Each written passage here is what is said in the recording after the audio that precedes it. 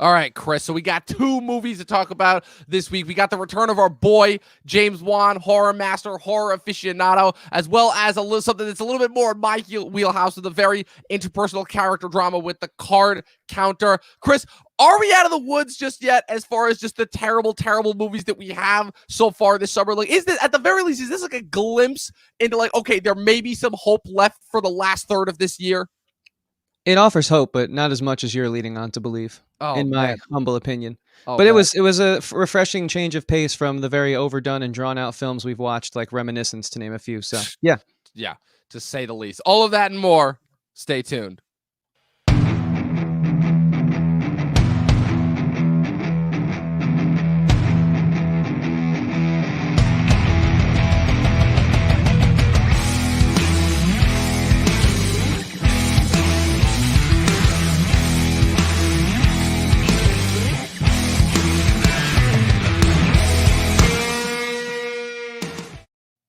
All right, Chris, we're back. We're back in the realm of horror. It works out because, you know, we've been building up. We've been doing our Halloween first-time watch series for the last month now. We've got this new spooky movie to kick off in September. Like, first off, before we even get into this, like, Chris, can you help me figure something out? Why is it that these studios take all these great horror movies and they never release them in October? You know, it's like we get Halloween Kills this year in October, and I feel like it's the first time in years that we've actually gotten a Halloween movie, like, in October, aside from the last Halloween movie that came out 3 years ago. It's like they didn't release Dr. Sleep in October, even though that would have been perfect. It's like every horror movie that comes out like this, they never release them in October. They always release them like a month before the month. Like, why is that? Explain that to me. Yeah, I mean, I feel like I've definitely had that thought. I feel like it just goes along to some corporate, watching the money and, crunching the numbers, and this is the best possible time, because there's another phenomenon too in the music industry. All the reggae bands put their albums out in September, and you would think, why would you put your album out if you're a reggae band in September? Why would you not put it out in May or June? Right. So people could listen to it all summer. But guess what? We're in September, and all my favorite reggae bands are dropping albums. And sure, it's awesome, and I will listen because I'm a fan to reggae music in the frigid cold of New York in January and December.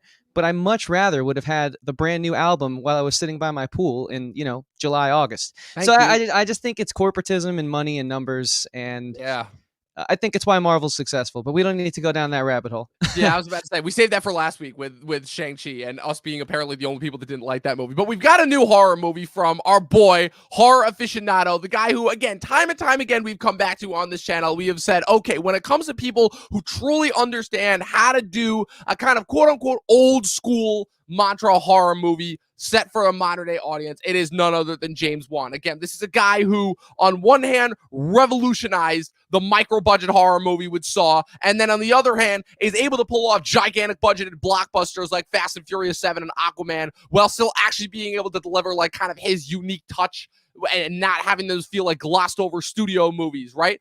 And so this year we had a little bit of an interesting phenomenon where he stepped away from another one of his babies, the Conjuring franchise, right? Famously, we talked about Conjuring 3, Devil Made Me Do It, back in June, back when there was still some slight hope that the summer was actually going to be good for movies. Devil made him do it, but Dom made me watch it. And unfortunately, I don't know if I could forgive you for just quite yet. It's all my fault. It's always my fault because I feel like every single movie that I've recommended has just let us down. So I'm like, man, how much of a pat punch in was that? Can you tell I'm catching up on my Talking Thrones? Yeah, right. Hey, if there's one thing that I feel like 2021 has done, it has seriously made me question whether I actually have the ability to tell what is a good movie based on marketing anymore. You and me both. Yeah, but this is James Wan we're talking about, right? And James Wan is somebody who we have constantly come back to over and over again as being like, okay, don't worry. It doesn't matter how bad or how generic a property looks. Wan is going to be a guy that is always able to pull something out of nothing, right? And here we've got a movie that,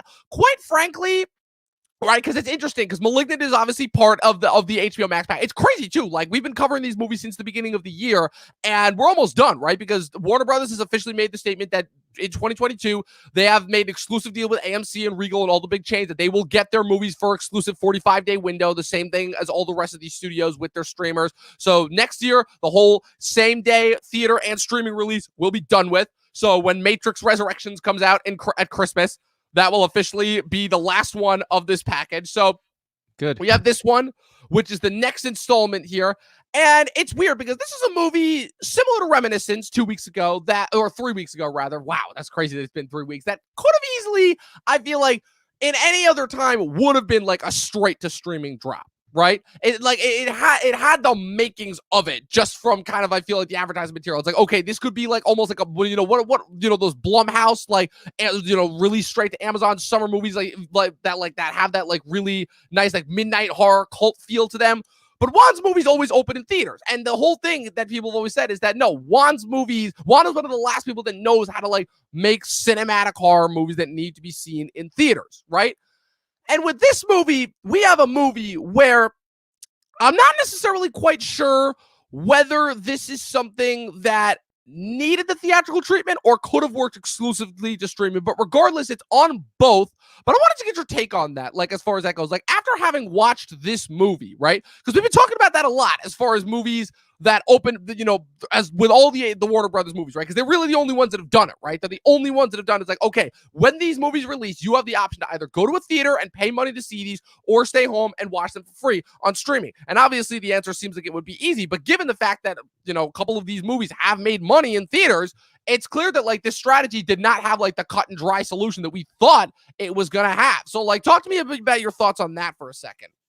Yeah, obviously, I think it was a huge failure. It's kind of why Warner Brothers right now seems to be whining and dining Chris Nolan for his next film, which is supposedly a World War II making of the atomic bomb thing. Well, no, they're actually in the bidding, and Chris Nolan, really, his agents didn't, tell them, hey, we're going to pass on your bid. So that's just what comes from. I woke up pretty early today, was reading some Variety, just trying to get up on my entertainment news, and so they're trying to, I think, right their wrongs, but it's strange because with all of this data and information out there, just sort of comparing the Suicide Squad to Shang-Chi and how one had a true theatrical release and the other was half on HBO Max and half in theaters, I think you would not even question the fact that, hey, movies should be in cinemas, not just on the small screen at the same time that they debut. I think that would the dollar has shown that this year above all else. But it's strange to me because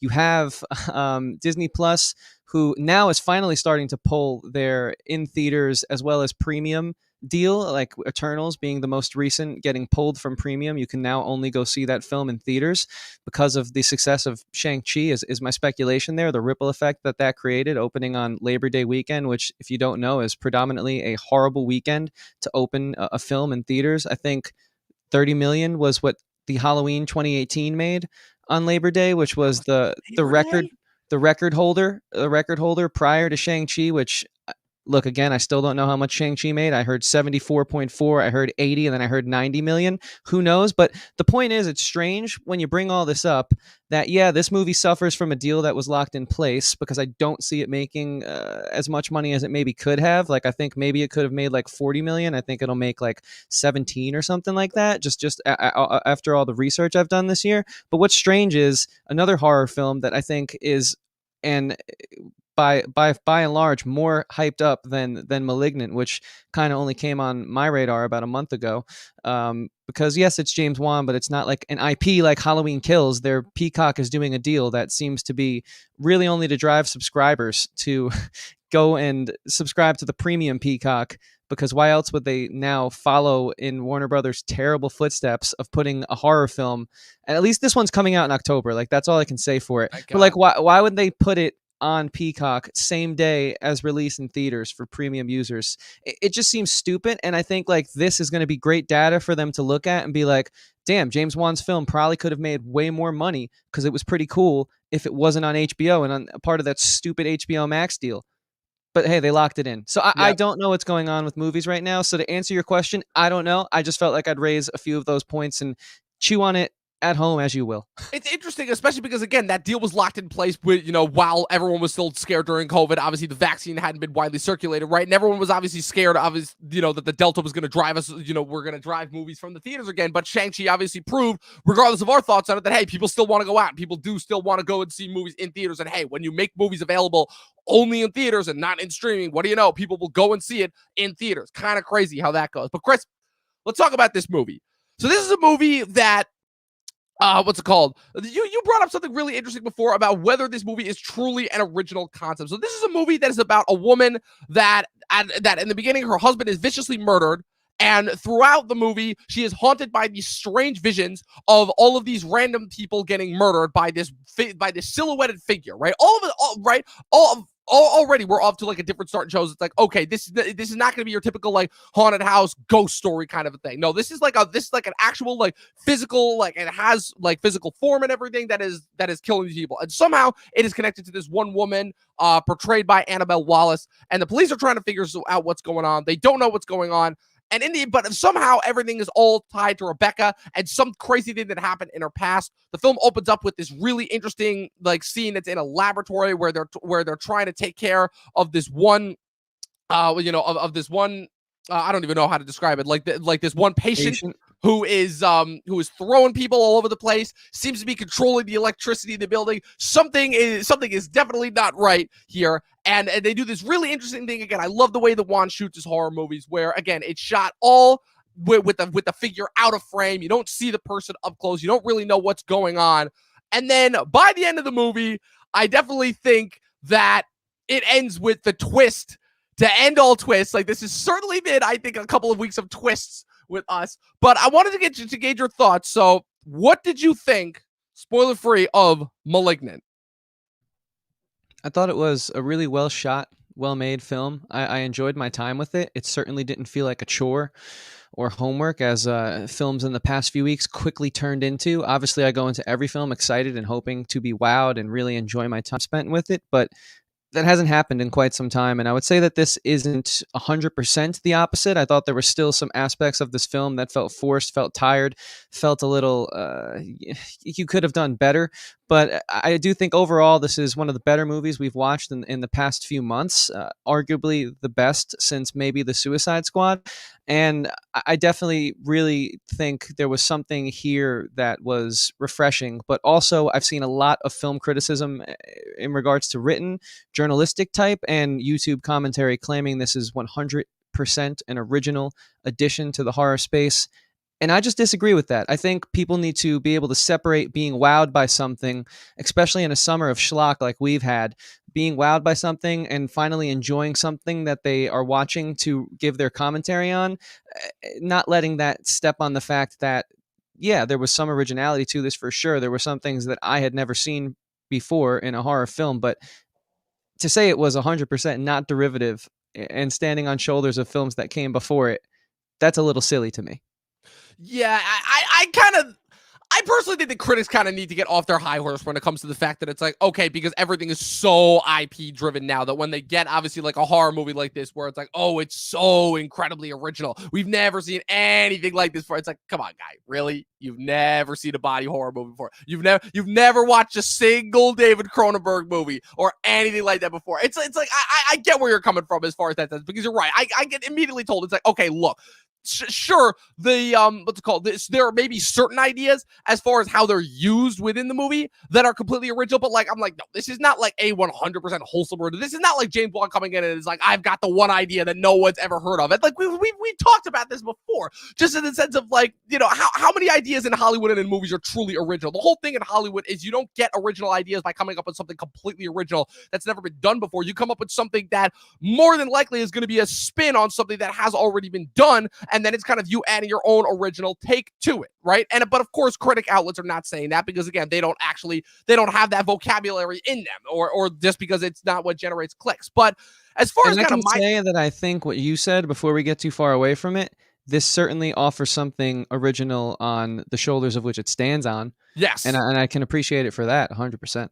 Yes, absolutely. And now, as for my thoughts on it, I'm not gonna lie. The first hour of this movie, I was like, okay, so we've got like a little bit of a cool mystery going on here, and like, okay, there's some inklings of like something is rotten here with like, you know, some experimentation that happened here. We got some creepy asylum stuff. Okay, I dug that. But for the most part, I kept wondering, I'm like, okay, how is this gonna tie in? How is this gonna connect to it? And then the movie did something that, quite frankly, I haven't seen since 2017 Split, where about halfway through the movie, I'm kind of getting an idea of like, okay, I think I have an idea of where this is going to go. And then the movie pulls a total 180, gives me kind of the idea of where it's going to go, but flips it on its head even more, where I'm thinking, okay, this is still going to be involved in something supernatural related. This is still going to be something that it's like, okay, it's like a spirit or something that's possessing her.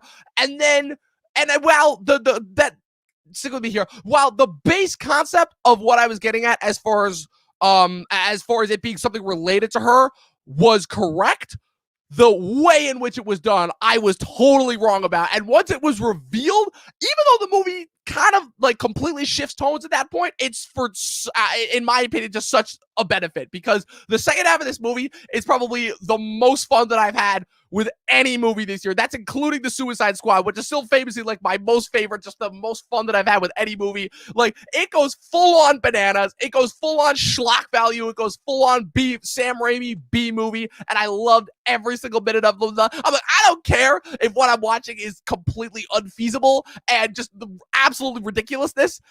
Absolutely ridiculous in terms of its subject matter. This is how you do schlock right, you know? Because like we've talked about this before, right? Schlock is often associated with something like really bad, but there is good schlock too, and good schlock can be hella fun. And it was just an absolute blast that I had. Yeah, I loved some of the schlocky aspects of this, like the studio lightning and the studio fog that just seemed to be everywhere. It really played into that spooky, hey, this is a horror film type vibe, and we're approaching fall where we live, and it's starting. The leaves are starting to change, and I think it was really it just felt cool. Like, it felt like this movie really helped to usher in the season of which you want to watch these movies in, because it's just kind of what you do around Halloween. If you're like us and you like movies and you like TV, you watch some scary stuff. I mean, it's just what you do. And so it definitely helped to get me in the season and get me in the mood of the Halloween aspects, because the set house where they were doing those over the head shots as he was following her through the living room, like it was all so well done. I really felt like a corny but very pro. I know what I'm doing here. I am self-aware, but not to the point where it steps on the toes of the seriousness of the film, and I really appreciated it for that. And the last thing I'll say here in the spoiler-free before we jump into some more specific topics is I love the pacing of this film. Yes. I mean, don't get me wrong, I'm a huge fan of the very calm, establishing the dynamic first acts, but really this film, from the get-go, it never let off the brakes. If anything, it just kept building and tacking on the crazy. Whereas, you know, like in The Conjuring, you have that very, hey, they're living in this house, it's haunted, here's their family, they're struggling to get by, they have a bunch of kids, they have a nice dinner together, they go to sleep, then stuff starts happening. Like, you have all those things to establish it, which is really the typical horror formula. They really kind of just threw that out the window in this one and said, hey, yeah, we're going to start off by going full on Stranger Things, but instead of then having like a whole pilot episode that like does what I just spoke about, the first sequence of The Conjuring in an episode of Stranger Things, we're just getting right into the kills and the mystery and who Gabriel is and stuff like that. And yeah, I appreciated it for not letting off the gas pedal once it started. Yeah, absolutely. And like, I love how the movie, like, again, it's still able to follow those movie rules of, like, again, having all of these pieces that are like that seem like they're just kind of thrown in, but they are actually deliberately placed within the first act, and then they eventually come back around. Because I'm like, who is this person? Who are all of these people? And then they like slowly, one by one, like inform you who they are, and in a way that, again, it doesn't feel expository, but like, even though it is, but like, I will say that like when it comes to like the whole just telling the characters one thing in order to like get the exposition across, I will say there's probably no other genre that does that better than horror movies per se. So, Chris, you want to get into like how this film is able to change tones? Yeah, but before we do that, we just want to thank you guys so much for being a part of our community. And if you're not, please hit the subscribe button, which is aptly placed below Dom in case you can't find it. And also hit that little like button, give this video a thumbs up, and most importantly, hit that bell and set the reminder to be turned on so you can get notified whenever we post amazing content like this review right now. So yeah, Dom, this was your topic. Introduce it. Yeah, so basically, I will say that the movie, again, it is one tone in the middle, and it shifts tones completely to become like a completely different tone by the second half. And the reason why I wanted to point that out is because it's a thing of where, again, in critics these days and their constant attempt to like make every movie into a Marvel movie, a big thing that has come up recently is tone.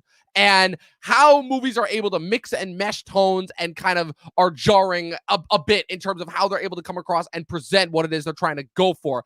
And I will admit, to me, at least for my money, a large reason why so many movies have come across as changing tones jarringly is because more than enough times it is because it is a studio that is trying to get a specific result from an artist that is trying to get across a very specific theme, and the two just are not jiving, and as a result you have this force-fed, like almost like the movie is designed by an algorithm, where you have these awful, terrible insert jokes and certain sequences that feel like they're completely out of place. That to me is what I usually see when people talk about like changing of tones, right? But this to me is the perfect example of how you change tones the right way. Because again, this movie, the first half of it is a mystery, and the second half of it is a straight up schlockfest body horror movie. Now, granted, I will say when the twist happens, where it's revealed that real quick, so again, out of the spoiler-free section. So this is the twist of the movie. The twist of the movie. So throughout the movie, you're following this woman. She was known by Emily, but then she got her name changed when she got adopted by a different family because her mother gave her away when she was a baby. It is revealed that Emily has been the one that has been killing all these people throughout the movie. And indeed, it has also been true that Gabriel, this person that her imaginary friend or whatever, that she has been talking to since she was a little girl, has been influencing her decisions, but not in the way that people think it is. Because again, you go in, you see the shape, you see the form that's following her around, you assume, okay, it's just going to be another spirit. No. There is nothing supernatural here going on. Instead, what we have again is something that we have not gotten in a while, which is a great body horror piece where you have this woman was born with a parasitic twin conjoined to her back when she was a baby, and as a result, it like started to like influence her, and like they apparently like again the movie, I don't know if it explained this the best. It basically like it has like electrical powers or whatever, and it can influence stuff like that. It's got like super strength. Basically, it gets really kind of into schlock territory. It kind of did not explain its mutant superhuman powers. That was a little bit where I'm like, oh, okay, this feels like a little bit of the studio. No, we need to make this a little bit more like superhuman in that sense. That's where I was like, oh, okay, really? So of course we got to go there. But in the sense of like, okay, the actual like concept in and of itself is actually kind of cool, where these doctors that are being killed throughout the movie actually experimented on and were able to suppress this other half, Gabriel, in her brain. But the inciting incident in the beginning, when her abusive husband accidentally slams her against the wall, awakens this conjoined twin. And as a result, it sends her on this killing spree to take revenge on all the people that experimented on her, or him in this case, throughout the movie. So halfway through, it's revealed that obviously when, her adopted sister manages to find the institute from when she was a girl, finds the tapes, finds the proof, like I said, hence cue the exposition.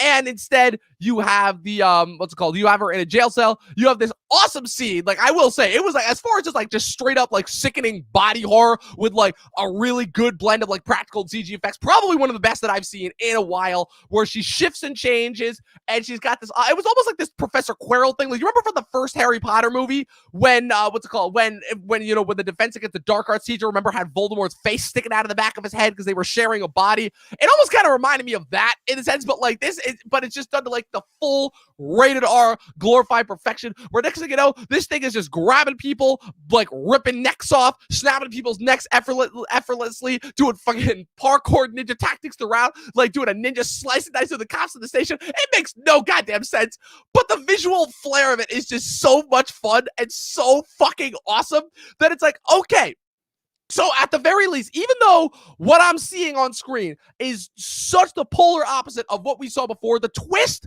the build up to it, it feels, all the pieces feel like they were done there story-wise in order to make this feel like an earned twist, not something that's just thrown in there last minute. Like, I won't go into too many specific details, but I think a perfect example as far as to compare how this is not done well is the third act of Hereditary, because without spoiling anything for you, because I know you haven't seen it yet, Hereditary does something very similar to this that, for me at least, is completely throws off the entire tone of the movie, because rather than it feel like something that was built up to the entire time, Hereditary, when the moment like this happens, it feels like, oh, just throw in there because, like, okay, we've only got like 10 minutes left of the movie and we got to throw in something to like keep the audience engaged, Yeah, no, I see those points. I think the middle of this film did drag a bit, in the sense that it was a little unfortunate that I was able to piece together what was happening before the cops did.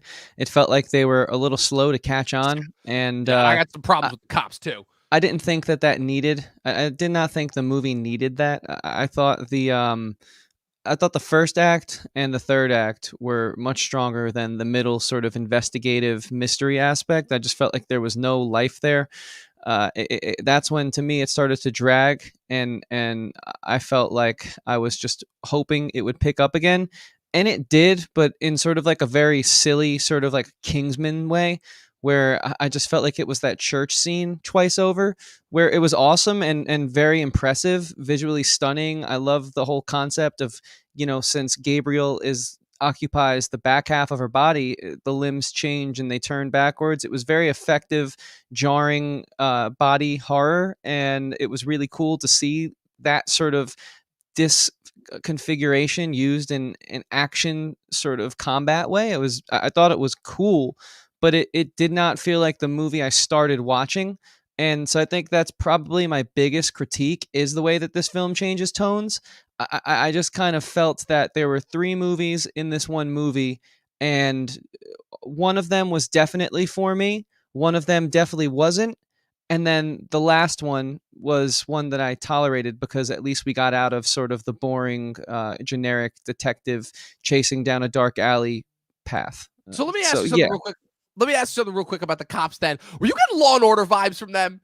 Because I was getting major Law and Order vibes from them, where I'm like, oh man, this is the most, just the way that the two cops exchanged like banter back and forth. I'm like, this is the most generic, schlocky, like fucking like piecemeal, like TV cop generic like dialogue that I've heard like ever. And I was honestly kind of a little bit disappointed, because I'm like, I feel like I expected more from this from Wan, because the thing that Wan has always, to me at least, gotten credit for is making his characters at the very least sound like human beings, right? Like the whole thing, right? It's the constant joke on the internet, which is that, oh, why is it that these people in these haunted houses never move out when it starts getting haunted? And the thing that I loved about the first Conjuring movie is that I thought they did a pretty damn good job of explaining why this family could literally not afford to move out of this house, you know? So I definitely think that in the sense of that, like, I don't know, like, I'm wondering if that was just like one of the other writers, because Juan obviously wrote this with two other people, but like, I don't know, I just wanted your take on that. yeah, I definitely think it was super Law and Order. Just a little too daytime television. Right. I wasn't able to find a specific answer, but I felt like one of the actors had to have been in Law and Order, the female cop who was Right. accompanying the hero. um, and I was like, I just had to look it up because I was like, it seems like she's done this before. Yeah. Maybe that's You're like, effective she seems a little directing, bit just too because. comfortable here. Yeah, yeah. I mean, she was like on like a show like similar to that called LA Law, which is like one of those network shows that came and went. So I looked it up, and so like I figured this was like a TV actor being given a chance here, and it just showed. I thought all the cops were pretty flat and pretty boring. Like nothing was interesting about the dynamic between the sister and the lead cop. I forget his name. But He had an anyways, interesting name, I'll say that. there was nothing interesting there. It just kind of felt like they were there to be given something to do. Whereas every time we weren't on Emily, the movie kind of felt like it lagged a bit. Barring the one scene where the mother, who we find out later, Gabriel abducts Emily's and I guess his mother as well, and it's in this really cool section of Seattle, which apparently actually is real, the underground city, and that was pretty cool. But it also just kind of felt like it was there just to add time on the film. Like I thought the runtime was a bit long and a bit much for this movie. I felt like there were some scenes that necessarily didn't go anywhere and didn't need to happen. Like I don't think we needed to see the sister break in to that old abandoned research facility where Emily lived for the first 9 years of her life, only because all it was one sound in the background. Sure, Gabriel was there watching, but nothing happened. He didn't pursue her or anything. And so it could have just been like, yeah, I snuck into this. Here's the information. Let's get to the grand finale quicker. So I think the mystery, while it was weak, could have been stronger had there been less screen time for it, just to get us to that bombastic third act. And I think I would have appreciated the third act far more if it wasn't, not a slog, because overall I enjoyed my time with this movie, but if it wasn't sort of a um, descent off of the high rise that was the first act. That's my overall feeling in regards Yeah, to this topic. I will say there were a couple of logistics things too, just where I'm like, okay, I get it, you got this cool concept that you're trying to do, but just logistically, some things that didn't add up. Like, I'm sorry, how? I get it. So Gabriel's got like this weird electric powers that are never really explained, but okay, the scene where freaking they're interrogating her, and then they get the phone call from Gabriel. I'm like, how? Just how? Like, explain that to me. Like, well, what can he like siphon electric energy right there? Like, just certain things where I'm like, okay, you needed to explain this a little bit more. And you're totally right as far as the scene with the sister breaking in. But I guess. So now here's my question for you too, because I was doing a lot of reading on this, because like I saw like a lot of my friends in their groups dropped a lot of their thoughts before this movie came out, and now that I've actually seen the movie, a lot of their thoughts like kind of are adding up and making sense. So my question for you is the thing with the cops, right? And specifically like with them being like generic like TV-esque cops, like, do you think that was intentional, like to make them as generic as possible in order to kind of like add to like more of like the schlock value-esque nature of it? Or no, you think that was like more of like just bad direction on their part? I thought it was, if it was direction, it was perfectly executed. See, that's always hard to say, but one thing I will double back on is my point from the opening segment, the spoiler-free section, where I said I felt that it was just self-aware enough to not step on the toes and take away from the seriousness. So I think sticking with that angle, because I truly believe that was the intent, at least that's what I got out of it, I'm going to say yes, I think it was intentional. I just, however, think it stopped really working once the second act became longer than I would have hoped for. Yeah, definitely. Because they didn't carry it. It becomes about the cops unfolding the mystery at that point, and they just didn't carry it in the way that I would have wanted. And I think there's a reason, like, what are Law and Order episodes? A half hour? Like, there's only so much of that acting you can take. An hour? Okay, yeah. Still, there's only so much of that type of acting you can take. Yeah.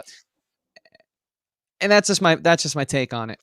Yeah, and also, like I said, again, as much fun of this as I had with this, and I had, oh man, once the fucking the shape change within the prison, again, I was getting major Incredible Hulk vibes from that. Like, well, again, I'm a sucker for body horror. Like, you put like any sort of like really malformed, like crazy, like body shifting and transforming, and it's done like as practically as possible without a ton of CG involved. Like, I am there. Like, I am an absolute sucker for that kind of stuff. Like, once the scene happened, and once she was like slicing and dicing through the police station, I'm like, this is fucking incredible just from a choreography standpoint, as far as like how they were able to pull this off from the micro button. And I will admit, it did kind of hoodwink me for like a decent amount of the logistics thing. Like, also, like, so they had the surgery where, okay, they obviously couldn't like completely remove him from her because they shared the same brain. But like, I'm like, okay, like what how is like the shape shifting like available? Like that was the part where I'm like, okay, I need this to be explained a little bit more. It's like, okay, so they removed as much as they could, but like the face could still push itself out from the back of the head. Like those were just the instances where I'm like, okay, movie, like you need to explain this a little more. Yeah, so I actually had a thought about that, like, quickly after concluding my screening last night, and I was thinking to myself, instead of that scene where the sister creeps into the hospital and gets the data that we seemingly don't end up going to use, why don't we cut that out? And she goes up to the cop and is like, "Hey, I snuck in here and check this out. Gabriel's more dangerous than we thought." Explain sort of some of what we have questions about, which then would have made the confrontation against Gabriel in the third act all the more stronger. Defeating him would have been even more of an accomplishment had we been privy to some of the information as to how he is this insane, superhuman, mind-controlling cancer, as they called it. Literally, yeah. And so I think that comes from the title, right?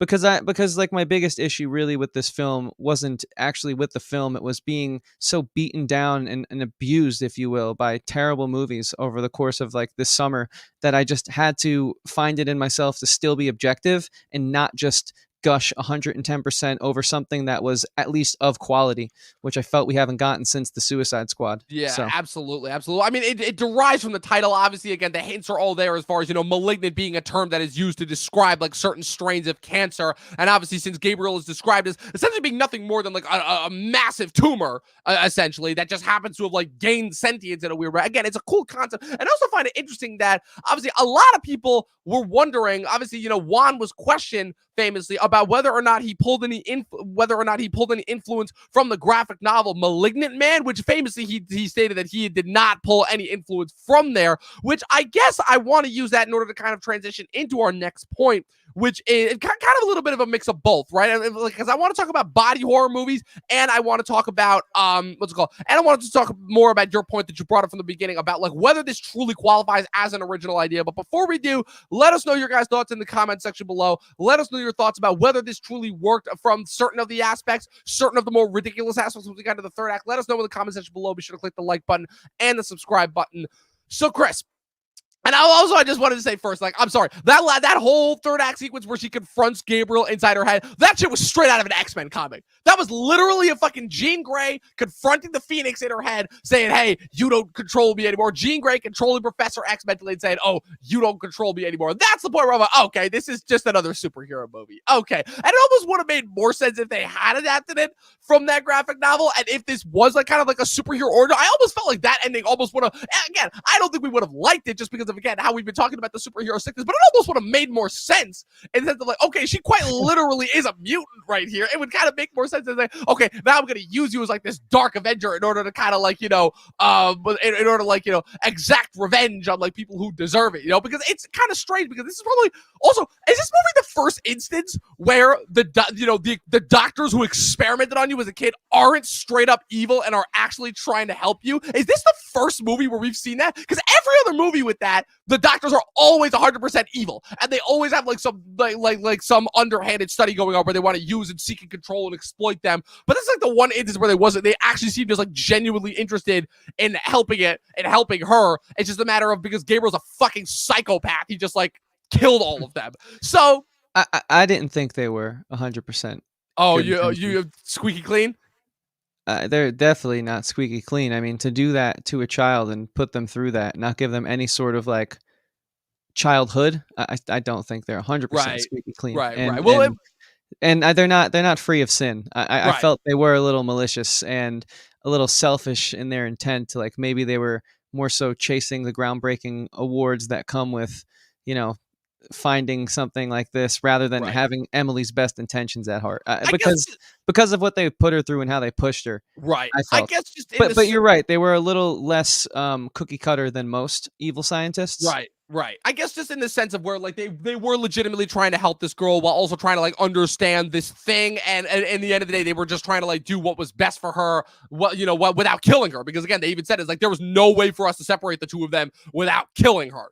So I wanted to talk about kind of in this segment, I wanted to talk about the history of body horror movies, and I wanted to talk about the point that you brought up before about whether this truly being an original idea. So obviously, we have this vast history of body horror. Obviously, David Cronenberg made this into a trademark, obviously, with a lot of his movies, back in the 80s, with Scanners and The Fly and Crash and Existence, numerous different horror movies where, again, like it's always been, I think, probably one of my favorite aspects, right? Because so much of horror from what I've seen is about the supernatural, is about something that has corporeal form, or about something that you just can't stop, right? A force that you just can't stop. But so I think kind of going in and experimenting on like kind of the horror that you really can't control because it is you, how is it that you can fight and expel against you? I think that idea is really interesting. And I honestly think that like there haven't been enough people that have experimented around, pun intended, and really done a lot with it in the sense of because like, it just might be too gruesome. It's not exactly, the most palatable. It's really easy to sell a haunted house movie or like a jump scare movie, but it's not super easy to sell a movie with like a lot of blood and gore as far as like,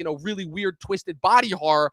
But you brought up an idea before about, potentially this movie may not being as original as people may have thought. And I wanted you to go more in depth with it because you mentioned, you mentioned a video game before we started this podcast about that, like James Wan may have been playing and that may have given him some idea for this movie throughout it. So like talk more about that.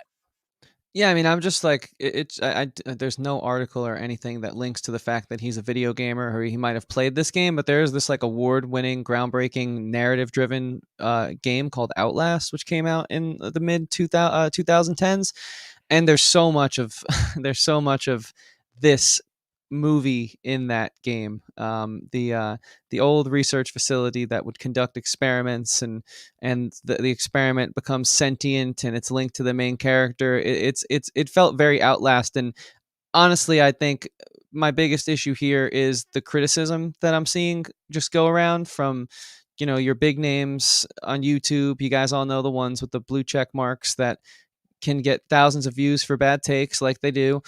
And even some of the written journalism, which I've been trying to get into more so lately just to expand my palette. Everyone's praising this as a truly 100% original concept. And I don't really see it. I mean, this isn't the first body horror movie. This isn't the first possession or shared brain type movie. I mean, thoughts appear in people's heads in how many Alien movies? And it's a beautiful blend and fusion of so many different styles of horror and sci-fi, which I definitely think led itself to a new, refreshing approach, but it definitely stands on the shoulders of so many movies and IPs that come before it. And that's really my biggest gripe. And if you guys do go and watch some gameplay or read the plot of Outlast, very similar. Very similar. And that's just my thing. It's like, as a consumer of media and an artist at the same time, we hope to contribute something new. But I think it's one of those things where it's very difficult, which is why I'm just now trying to chase like personal fulfillment and making sure that I put out something that makes me happy. And if it's very derivative of something I like, well, those are just my influences showing. And Right. I think critics, for the most part, aren't like us, Dom. They don't write scripts in their free time or work on art, songs, whatever it might be in their free time. And so they only have that one perspective. Yeah, I definitely agree. Like, my biggest thing that I've said is, I'm like, the more and more that I've done this, and the more and more that I've talked about movies and really wanted to understand movies. That's my whole thing with this, right? I don't want to just talk about things just for a take. I want to talk about them because I'm legitimately interested in them, because I want to understand them. I want to understand them as an art form. I want to understand them as a storytelling format. And the simple fact of the matter is, the reason why most artists hate critics is because critics just don't have any interest in that. They don't. They're journalists first and foremost. They're not creators. They're not filmmakers. They don't have that perspective. So whenever they put out something and make it sound like it's the hottest take ever, it's just them spicing it up with certain hyperbole. It's like just that sense of like just understanding what it is that makes good storytelling. Good storytelling is just not there. Where guess what? Again, we've said this before. There's only 8 different types of major stories that there are, and pretty much every single story that we've seen is just kind of a derivative. Oh my God, I'm already forgetting the word for it. The is a derivative of that, and it's just the artist doing the original take on it. But again, like, I don't think that's something that like we need to like praise and hail each movie for, just because we're living in the age of IP where every single thing is a blockbuster, a sequel, or a reboot. We yes, we should absolutely praise it, but we should praise it for what it is. And if anything, we should praise it and say, okay, this is what it's doing right. This is how it should be done. As far as, again, we love Quentin Tarantino, but Quentin Tarantino is not the most original filmmaker in the sense of like all of his ideas are, again, his ideas and his characters are completely his own, but his influences, and he has been very open about this in the past, his influences are all from different movies, are all from Hong Kong cinema, spaghetti westerns, blaxploitation movies, all of these incredible art forms that he grew up watching throughout the 70s. And he's been very, very vocal about that. And that, I think, is what again, if not on the critics, then on the artists themselves too, because again, I think the artists are also a part of the press box, and obviously, it's up to them, obviously, if they want to talk about this. But I definitely think they're just it goes more so into a larger problem that I have that kind of goes outside the movies and more so into the discussion about movies, which is where people need to understand kind of what it is actually that goes into movie making and what it is that goes into like the artistic process. Because you're right, more than not, it's not going to be entirely original, something that no one's ever seen before, and it more so, again, it's so, like I said, it's more of a language thing than anything else. Ultimately, I think is what it comes down to. Yeah, I like that a lot. That's a great point. It's more of a language thing. I Yeah. totally understand what you mean there. And yeah, I agree with everything you just said. And I think Tarantino is a great example, because while his influences are worn on his sleeve, he also then changed the way we tell a story by taking those influences and then just being such an original artist and creator in his own right. And Pulp Fiction, I mean, how many movies copied the storytelling of Pulp Fiction after it came out? He even said it on the Joe Rogan podcast. Joe Rogan said, how did that feel? And Tarantino didn't really know how to respond, because it was just him doing what felt natural. And so I say all this not to take away from Malignant, because again, to me, this felt like I was watching true artistic expression. Even though some of the things didn't quite work for me, I can still appreciate it, because I think it is what artists try to do, which is make art that can create a great conversation and make an impact. And I think certainly that's what this podcast is, a byproduct of both of those things. Right, absolutely. And while I definitely don't know if this movie is going to have, like, say, the impact that I think it'll hold, only because, again, it's not a superhero movie. It's not a giant blockbuster. It is, by all intents and purposes, an original piece of IP. So it And does, the HBO Max of it all. and the HBO Max of it all, not to mention that as well. But at the very least, I can hope that this does become like kind of like another like kind of underground midnight mass, like kind of cult hit, Halloween hit. And that honestly is, at this point, just given the fact that like what the trajectory of most movies that do well at the box office is, I think at this point that just for you and me, as far as our peace of mind with movies go, I think that's the best that we can hope for with this movie. Likewise, and it feels like we're ready for some star ratings. Yes, indeed. If I'm not mistaken. Yes, indeed. So with that being said, Malignant, again, while not having things that you have never seen in a horror movie before, and while certainly I will say not being the tightest script, there are obviously a lot of things that needed to be worked over in this movie. I definitely had a lot of fun with this movie. This movie, I definitely went in directions that, for my money, I did not see coming at the end of the day. And even though, again, there are points where it doesn't work entirely, I think that the intent, I think the artistic purpose, and I think the sense of where it's going storytelling wise, how it layers in all these pieces in order to deliver on I think a really, really awesome climax. Again, as derivative as it can be at some points, I had an absolute blast with this movie. I give it 4 out of 5 stars. Nice, yeah. I definitely enjoyed this film. It was a nice break from what we've been doing this summer, which again you can't predict, but it was a very unfortunate summer movie season. Gives me hope for the fall. I still think James Wan's got that special touch. It was a very well done, fun film to watch, even with some of my criticism. I think that just comes with personal taste, and if it wasn't fully for me, I think I can still look at it as a whole and say this was a really good movie, and that's why I'm going to go with a 3 out of 5 stars, because I did enjoy my time with it. I really liked the way James Wan created an atmosphere in this film, and as zany as it was at times, it was pretty fun. I think James Wan is becoming one of my favorite directors, because this might be one of his worst on my list, but I still don't think it's a bad movie. Like, I was looking at my ranking, and there's really only one bad movie, and that's cool, because now I've seen a good portion of them. So yeah, I had a good time with this film. And so with that being said, before we jump into the last topic where Dom's going to talk to you about another film that came out this past weekend, I just want to let you guys know that there is a statistic floating around online. Let me just pull it up real quick. It's okay. Yeah. So this comes from youtube.com, and it says, did you know that 72% of all people who view your channel are not subscribed?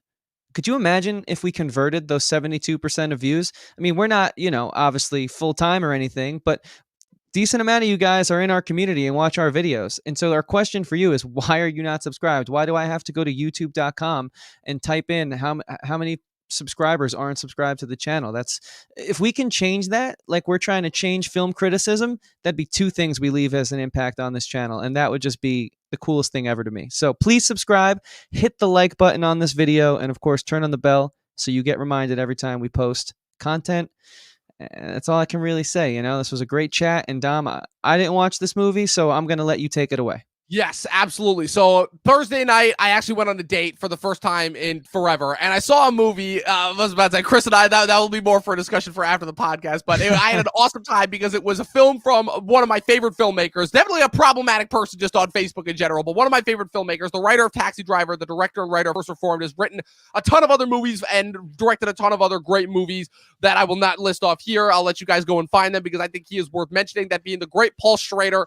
In his first film since First Reformed, when a film starring Oscar Isaac known as The Card Counter, which stars Oscar Isaac as a man that goes by the nickname of William Tell, that is fresh out of prison and just goes and he gambles. And that's pretty much what he does the whole movie. And again, you might ask yourself, okay, why do I care about a dude that gambles for an entire movie? Well, I will say is that if you are a fan of in-your-head character dramas, movies about tortured individuals, and movies about individuals that are seeking to atone for the wrongs of their past, I will definitely say that this is the movie for you. If you are a fan of Oscar Isaac and you have been drastically missing his actual acting ability after he was just stuck in Disney hell for the last couple of years in those god-awful Star Wars sequel movies. It's crazy now to me that we now have the sequel movies that are arguably worse than the prequel movies of Star Wars, but I digress. Then this is the movie for you. His performance in this movie, it's not quite akin to Robert De Niro in Taxi Driver, just because Robert De Niro just brought something to that role that was just so unique and of its time in general, but it is what I'll call a typical Paul Schrader protagonist, which is that Paul Schrader specializes in these types of characters that are very much stuck in their own head, that are very much kind of social outcasts from society, that don't really understand how to interact with people in like a human way because they usually have their own kind of, moral self-confliction going on. And Schrader portrays that in a really, really interesting and fascinating way here. Like following this character throughout his journey that he goes through on this 2-hour movie. It's one of those movies where it feels like there are slow points, but the slow points even feel satisfying because every single time you're just looking at this guy and you're just like, I want to know more about that guy. Something is not being told to us, and as it peels back the layers of his psychosis, almost like an onion, in the sense of where it's like, okay, now this is real. Oh, okay, so this explains why he did that. Oh, okay, so now this explains why he did this. And it just does it in such a masterful way. Throughout the film, he picks up like 2 sidekicks that end up kind of following him throughout. You have Tiffany Haddish, who portrays a woman that offers to back him and clearly has some veiled sexual interest in him. I will say, unfortunately, Schrader is from the old school of Hollywood, so I will say he definitely still has a little bit of ways to go in terms of writing like female characters that don't just feel like kind of male fantasy characters, but I still think she does a great job acting-wise, and I do still love the relationship that develops between her and Oscar Isaac and Ty Sheridan, who is revealed to be the son of a man that Oscar Isaac served with over in Iraq because he was responsible for torturing prisoner detainees. And over the course of the film, they go into some of the specific things that he actually done, and so that kind of sort of the mental breakdown that he had to go through in order to become like the best and most effective torturer and inhumane killer. And the film does that in I will say probably the most tasteful way possible, if that makes any sense, because there are some gruesome sequences in this movie, but I think it handles it in the best way possible, and I think his relationship to Ty Sheridan throughout the course of the film is done and handled amazingly well, where Ty Sheridan has almost got this kind of like, this up and coming, like, he's a young buck. He wants to prove himself, but he doesn't have the age-old experience that Oscar Isaac does. And throughout the course of the film, Oscar Isaac is trying to show him, he's constantly trying to show him, is like, you don't want this life. You don't want to take this course of action. Stick with me and I'll show you that you have so much more to offer. And it results in probably one of the most fascinatingly well-written scenes that I think I've ever seen, where Oscar Isaac is literally using his interrogation techniques on Ty Sheridan, but it has one of the most fascinating what's it called, resolutions I think I've ever seen. Willem Dafoe is also in this movie. He's not in this movie a whole lot, but he plays a really, really compelling I think shadow antagonist, if we'll call him that. I don't necessarily think that the final sequence works for me entirely. I think that there are a few threads where I'm like, okay, this could have been done a little bit better, but for my money, this is easily still one of my favorite movies of the year. This is one of the most compelling movies that I've seen so far this year. If you just want something that is just so antithetical to really every movie that's kind of come out this year, you can tell this is done by an old school pro who knows what he's doing. The cinematography is so precise. The editing is so precise. The sound design, the score is fucking incredible. This is another one of those scores that for you, Chris, I would heavily recommend just to listen to on its own, as far as like, because I know how like a big thing that you like is like getting into the score and figuring out like how it best serves the undertone of the movie. I think this is absolutely one of those scores. I would very, very much recommend this to people who have been searching for those types of character dramas that have really been missing that again, because again, this is a movie that these are the types of stories that we don't get as movies anymore. We get these as TV shows, and they make for great TV, but it's so beyond satisfying when we get them as a movie. It's my number 2 favorite film of the year so far after The Suicide Squad.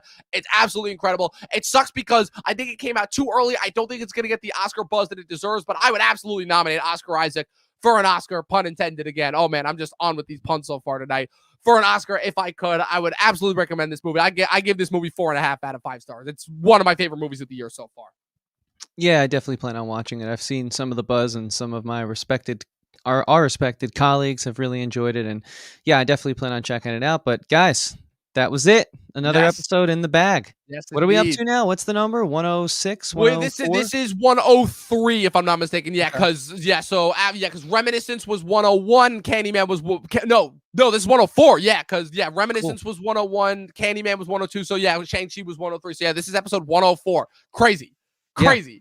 And as you can tell, we have so much content. You can go back and binge. So Dom, why don't you tell them where they can follow us and keep up to date? Yes, of course. You can follow us on all social medias, Talkin TV podcast on Facebook and Instagram. And of course, be sure to click the subscribe button and the like button and the bell next to it. That way you guys get notified every time we put up new content. We're continuing to put out the installments in our Halloween first time watch series. This week, we've got a big one. This is probably the most fun that Chris and I had with one of these since we started this. And we got Halloween, The Curse of Michael Myers. Man, why don't people talk about this installment more when they talk about these Halloween movies? Because this movie is, it was such a fucking blast. It was such a fucking blast. I would heavily recommend it. Tune in for it this week. Also be sure to continue to tune into Talking Thrones. Pat and I had another banger episode last night with where we covered the Battle of Blackwater, the first major battle sequence episode on Talking Thrones. Be sure to cover that as well. All of that and more. Again, you guys can stay up to date by clicking the bell next to the subscribe button.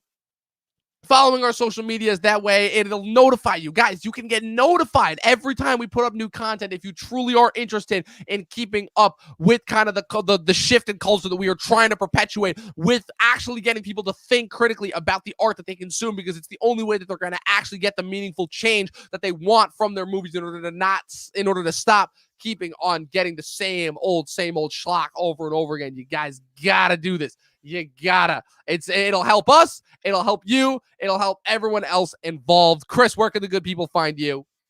Yeah, again, they can find me at all the same places you can find the Talkin TV podcast, and that's Instagram, Facebook, YouTube, all those outlets. So yeah, at Christian Evanko spelled Evanko. I make music, which you can find through the link in my bio. It's available on Spotify, Apple Music, Google Play, YouTube Music, Amazon Music, all those different naming conventions associated with the company. They're there, and you can find it. The link will bring you right there as well to my other podcast, which is a show about life, music, and everything in between, spelled Talkin' the same way we spell it here, with Andrew and Chris. Again, available through the link in my bio. We want to thank you guys again so much for tuning in to yet another episode. We really appreciate it, and we hope you enjoyed, like Dom said, our challenging the way we view movies and not succumbing to the zeitgeist. And there's no one who does that better than my co-host here. So please, Dom, tell them where they can find you and fight the brainwashing. Well, I'm glad you gave me I'm glad you gave me all that credit, because trust me, it took me a long time to break that mold. Trust me, when Chris met me, I was just as part of the zeitgeist as much as everyone else is. But you can follow me and my quote unquote hot takes and more on my personal Facebook, Instagram, and Twitter at Movie Nerd Reviews, all one word. I haven't been posting anything in a while, but don't worry, I have a good feeling. I have a feeling something's coming up soon. Something is coming up very soon. I have a good feeling, you know. So all of that and more. Stay tuned, guys. Thanks so much for continuing to give us again. It's been we've been having going through a little bit of a change behind the scenes here with the Talkin TV podcast, but we wanted to thank you guys for continuing to remain steadfast with us throughout this entire thing. We'll be back next week with Morning Show Season 2, and as always, people, you guys know it. 12 seasons in a short film, and watch more fucking movies. We'll see you guys next time.